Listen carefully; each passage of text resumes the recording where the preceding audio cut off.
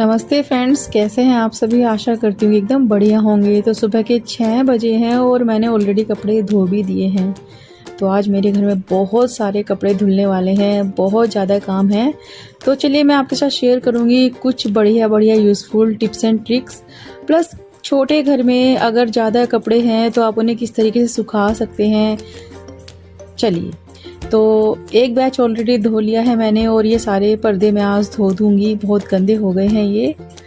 तो इस घर में पर्दे मैंने ज़्यादा ही हैंग करके रखे हैं क्योंकि जो अलमीरा है ना उन पे ड्रॉर्स नहीं है, तो अलमीरा को कवर करने के लिए भी हमने कर्टेन्स ही लगा रखे हैं। और जो ये ऑफ वाइट और वाइट वाले हैं ना, ये बड़ी जल्दी गंदे हो जाते हैं क्योंकि धूल बहुत है वाइजाग में, पोल्यूशन बहुत है। घर में जो हवा आती है उसमें इतना डस्ट आता है कि दिन में आपको 1-2 बार तो साफ़ करना ही पड़ेगा। तो सारे टेडी बियर, सारे मेरे गार्लैंड्स जो मैंने हैंग करके रखे हैं डोर्स के ऊपर, वो सब निकाल कर मैं वॉश कर दूंगी, सारे गंदे हो गए हैं। तो चलिए पहले आपको मैं गार्लैंड को क्लीन करने का एक बढ़िया आधी बाल्टी पानी में ना थोड़ा सा वॉशिंग पाउडर अच्छे से घोल लेना। इसे अच्छे से घोलिएगा, थोड़ी ज़्यादा मात्रा में पानी भरिएगा इसमें। फिर जो भी माला आपको वॉश करना है आप उसको 1 से 2 बार फोल्ड कर लीजिए। अक्सर जब भी हम माला वगैरह धोते हैं तो फिर ना आपस में अलग जाते हैं ये। तो जैसे मेरे पास बहुत सारी क्वांटिटी के हैं और जब मैंने धोती थी ना तो ये आपस में अलग जाते थे, तो काफ़ी समय चला जाता था। तो देखिए अभी मैंने क्या किया, इसी गार्लैंड का जो धागा है जहाँ से हम इन्हें हैंग करते हैं वही धागा लेना है आपको और इस गार्लैंड को फोल्ड करके 2-3 बार रैप कर देना है। अगर आपके गार्लैंड में इतना बड़ा धागा नहीं है तो आप कोई मोटा सा रस्सी ले सकते हैं, जैसे कपड़े सुखाने वाली रस्सी होती है, या फिर हम जो सलवार वगैरह में जो नाड़ा डालते हैं ना वो भी आप इस्तेमाल कर सकते हैं। हल्का सा रैप कर करके सारे गार्लैंड्स इस बाल्टी में एज इट इज रख दीजिएगा, खोल खोल के ना डालें इन्हें। आधा घंटा छोड़ दीजिएगा, आपके सारे गार्लैंड क्लीन हो जाएंगे। मैं दिखाऊंगी बाद में आपको। तो ये टेडी बियर देखिए कितने गंदे हो गए हैं। मेरे ब्लैंकेट्स, मेरे कर्टेन्स, एक बैच धुल चुका है, ये 3rd बैच अभी रन कर रहा है।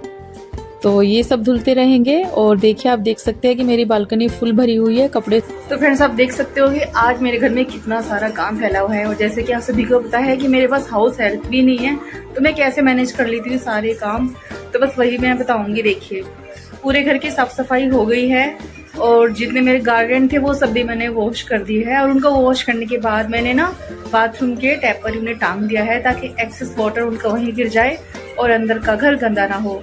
और पीछे देखिए बालकनी फुल भरी हुई है कपड़ों की, और साइड में जो मेरे पीछे कपड़े आप देख रहे हैं ये भी गंदे हैं, तो ये भी धोने 2 बैच मशीन के धुल चुके हैं। 3rd बैच इज रनिंग और 4th बैच के कपड़े यहाँ पर पड़े हुए हैं। तो ऐसे पानी की कोई कमी नहीं है मेरे घर में, पानी अच्छी खासी क्वांटिटी में आता है। तो कपड़े जैसे धुलते जा रहे हैं ना, स्पेशली कर्टेन्स, तो मैं क्या करती हूँ, कर्टेन निकालती हूँ और सीधा ना उन्हें कर्टेन रोड पे हैंग कर देती हूँ। इस केस में क्या होता है कि आपको पर्दों को अलग से सुखाने की जरूरत बिल्कुल नहीं है। जैसे मेरा घर काफी छोटा है, 2 बालकनी इसमें है और इस बालकनी में देखिए फुल ये है, ओवरलोडेड हो रखा है बालकनी। तो दूसरे जो बाकी के मेरे कर्टेन्स वगैरह सूख रहे हैं उनको मैं सीधा मशीन में से ड्राई करने के बाद कर्टेन की रोड पे ही डाल देती हूँ और पंखा चला देती हूँ। तो थोड़ी देर में मेरे पर्दे भी सूख जाते हैं और मेरे घर का ज़्यादा स्पेस भी नहीं जाता।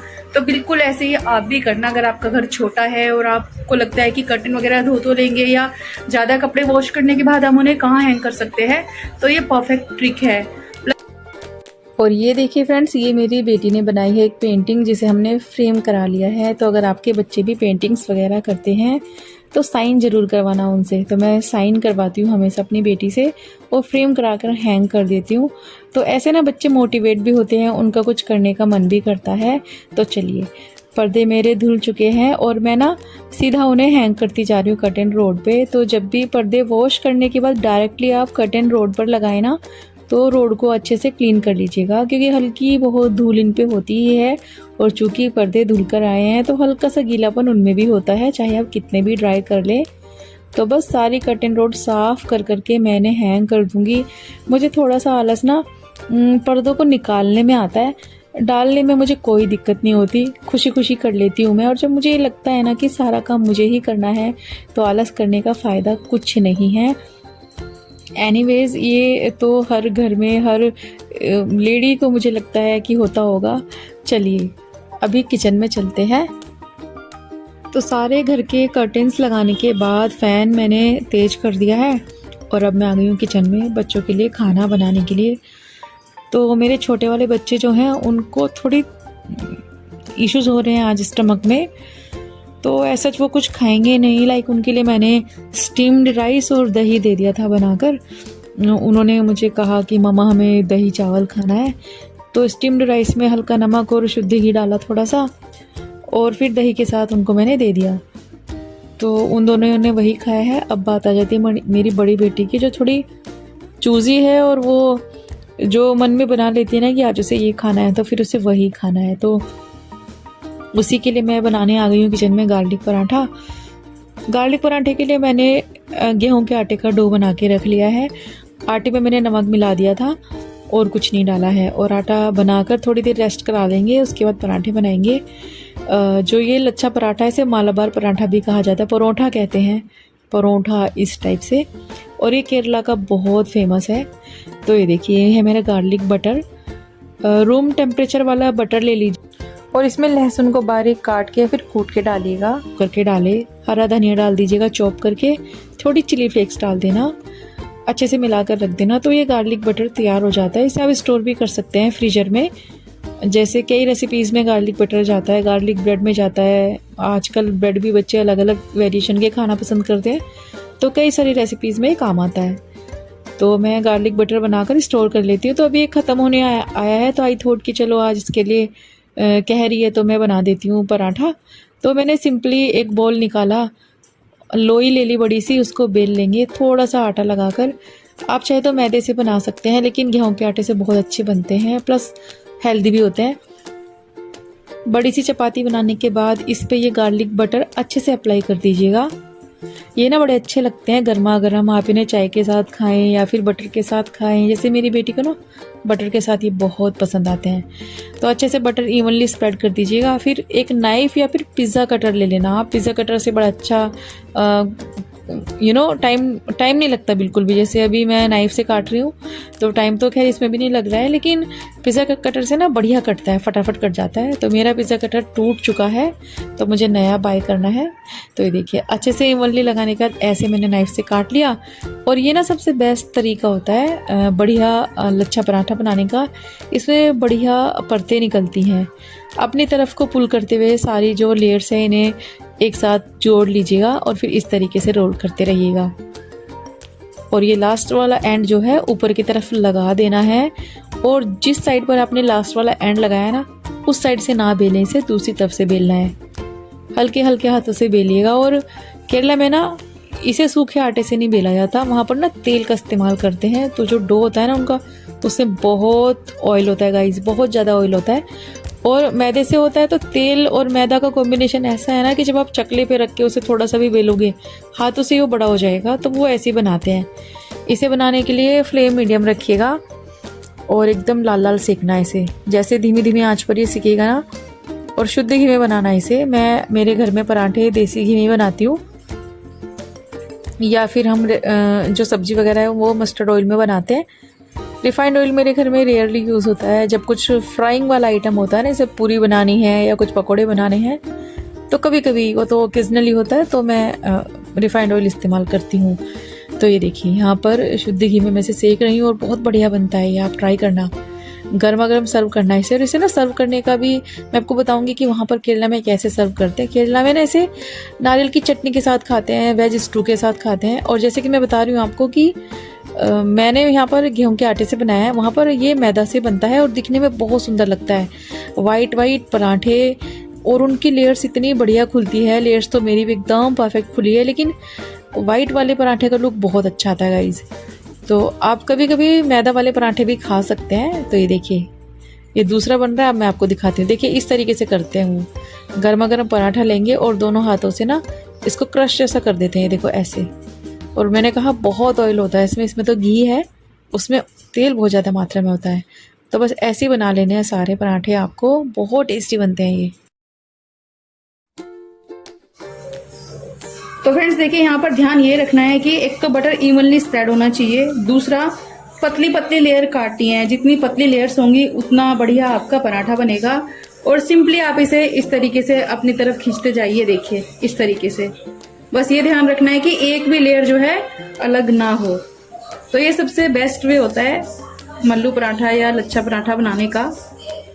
ये देखिए, आप ना चाहे तो इसके अंदर भी एक्स्ट्रा बटर, गार्लिक बटर लगा सकते हैं, जैसे चाहे आप इसमें सीजनिंग कर सकते हैं। बस ये देखिए, अब बिल्कुल नहीं खुलेंगे, थोड़ा सा लंबा सा कर लेना इसे, और इस तरीके से ना, इस तरीके से स्वर्ल जैसा आप इसे घुमाते जाएंगे इस तरीके से। ये देखिए, और ये वाला जो लास्ट वाला एज होता है इसको इधर लगा दीजिए, और इस तरफ से अब इसे बेलना ऐसे। तो बस बहुत सिंपल है, हल्के हल्के हाथों से बेलते जाइएगा। पहले हाथों से थोड़ा सा बड़ा करना, फिर बड़े जो बेलन है उससे बेलते जाना, बिल्कुल नहीं फटेगा और बहुत बढ़िया लेयर्स बनेगी। ये देखिए, तो बस मुझे 2 ही पराठे बनाने थे, मैंने बना दिए हैं अपनी बेटी के, और देखिए कितनी अच्छी परतें निकली हैं इसकी, बहुत टेस्टी बनते हैं ये।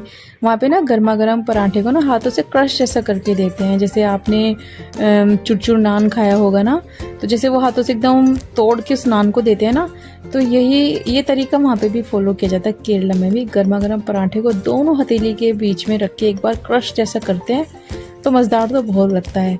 तो एक घर में हो गया तैयार। आधे घंटे के बाद जब आप चेक करेंगे ना, जो हमने गार्लिक सोक करके रखे थे वॉशिंग पाउडर वाले पानी में, वो अच्छे से धुल चुके होंगे। तो यूजुअली जब भी हम इन्हें वॉश करते हैं ये आपस में अलग जाते हैं, लेकिन जो प्रोसेस मैंने आपको बताया है उस प्रोसेस से आप इन्हें भिगोना, एज इट इज़ आप इन्हें निकाल लेना। आधे घंटे के बाद बिल्कुल क्लीन ये हो जाएगी। और अगर आपको लगता है कि कहीं डस्ट वगैरह छूट गया है, तो आप वो गार्लिक पकड़कर अच्छे से उसको, रैप तो ऑलरेडी वो है, 2-3 बार उसी पानी में डिप कर देना, तो अच्छे से क्लीन हो जाएगा। तो इनको घसना नहीं है, रगड़ना नहीं है, और इनको ना धोने के बाद धूप में बिल्कुल नहीं सुखाना। धूप में सुखाने से ना कलर चले जाते हैं, तो मेक श्योर कि आप इन्हें छाया में ही सुखाएं। बाथरूम में ही हैंग करके रख दीजिएगा, जो शावर टैप होता है उसके ऊपर, वहीं पर सारा एक्सेस वाटर निकल जाएगा इनका। और जब अच्छे से सारा पानी ड्रेन हो जाए, तब आप इन्हें अपने घर में से जहाँ से निकाले वहाँ पर हैंग कर दीजिएगा। बहुत ही बढ़िया तरीका है गार्लिक वॉश करने का। तो बस देखिए किस तरीके से बिल्कुल नहीं उलझे हैं, अलग अलग मैंने निकाल रही हूँ, आप देख सकते हैं।